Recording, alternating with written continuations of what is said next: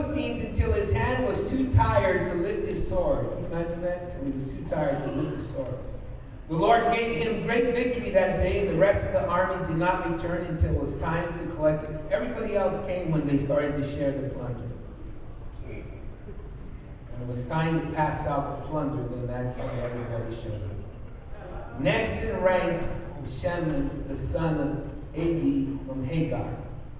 One time the Philistines gathered at Litty and attacked the Israelites in a field full of lentils. The Israelite army, once again, fled. I don't know what it is with men, but sometimes it's within a man's nature to run and not want to deal with self, like was said this morning, or run because they don't want to fight, or they run because they don't want to change. He held his ground in the middle of the field and beat back the Philistines. So the Lord brought about a great victory. Once during harvest time, when David was at the cave of Adullam, the Philistine army was camped in the valley of Rephaim, and the 3 who were among 30, an elite group among David's fighting men, went down to meet with him there. David was staying in the stronghold at the time, and the Philistine detachment had occupied the town of Bethlehem.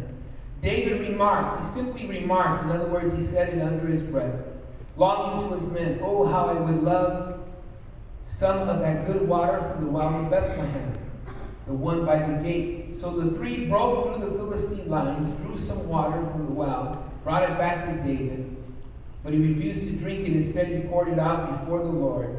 "The Lord forbid that I should drink this," he explained. "This water is as precious as the blood of these men who risked their lives to bring it to him." So David did not drink it. This is the example of the exploits of the 3 of David's mighty men. If you look at verse 18, you talk about another man. He used a spear to kill 300 enemy warriors in a single battle. You go down to verse 20, it talks about another man. He says, killing 2 of the Moabite mightiest warriors. Another time, he chased a lion down into a pit. Can you imagine that, chasing a lion? Usually, it is us that run from the lion. This man chased the lion. Then it talks in verse 21, armed only with a club, he killed the great Egyptian warrior who was armed with a spear. Benadiah wrenched the spear from the Egyptian's hand and killed him with it. In verse 22, it says, these are some of the deeds, just some of the deeds. Then he goes on and goes on all the way to verse 39. David was able to take all of these men and harness their gifts or harness their specialties to build an army, and they were able to conquer the world. We are not in a physical battle, but we are in a spiritual battle to build a church. Come on. And if we would situate ourselves and build specialized teams to operate like David's mighty men, we would have a great advantage to conquer our world and build our churches. And if we were to work as an international team, we would have a great advantage over the works of the devil, because his number one tool is to make us work as individuals and not as a team. We would have a great advantage throughout the world. Like I said, many church leaders think they already understand the working as a team because you have different men and women in different positions. You have office meetings. You share the vision. That is just the beginning. It's just the beginning. See, we must teach team to work and flow as one body, one heart to accomplish the vision and the mission that God has given us, so that we can have a maximum result and the knowledge to follow and keep the strategy that best brings victory. People have to be placed in a strategic position where they are best suited. A lot of times as pastors, we just pick people just to be in a position just because they look good, or just because they said one time that they could do something. This brings us to the strategy that is being developed by the leadership.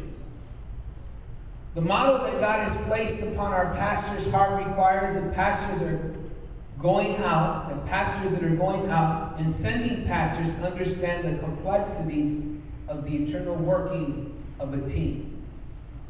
The eternal working of a team. See, for several years, we've been charting the growth and the church development of countries that we have sent men into, and have spent countless of dollars to have crusades and invasions. We've been doing this for a lot of years. If you guys ever wonder what do we do as leaders, is we chart growth, we think, we talk, we strategize how to best invade countries and cities. This morning, I want to compare two continents. The continent of Australia and the continent of South Africa. I want to compare it so that we would be able to see where the team concept is working in one area and the other concept, which is the normal way of doing things, isn't working like we want it to work. Where time, financial investment, numerical growth is almost the same but totally different. For every 12 people that are reached in South Africa, only one is reached in Australia. There's 2 churches in South Africa. There's 3 churches or 2 churches in Australia. The 2 churches in Australia equivalent around 60 people. There's 800 people in South Africa. So there is a difference of the way we are accomplishing something in one area and accomplishing it in another area. So that's what I want to talk about. The variables of Australia, first of all. The church was established 10 years ago. We've had a major city-wide crusade. They receive financial support. There's been a constant turnover of leadership. There's been 12 pastors. Manpower has sent to help, but one was sent one at a time. In Australia, they have government backing. They have major local church networking. The influences only come from pastors only, or from the sending pastor. Location has become a barrier due to the situations in one area that has restricted evangelism to a very small area. That's why the church in Australia has only grown to 60 people or so in 10 years. Let's look at the variables in South Africa. The church was established 4 years ago. They've had no major crusades.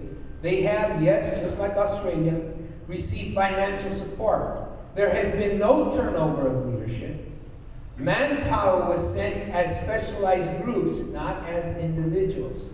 There has been no government recognition, limited local church support from the area.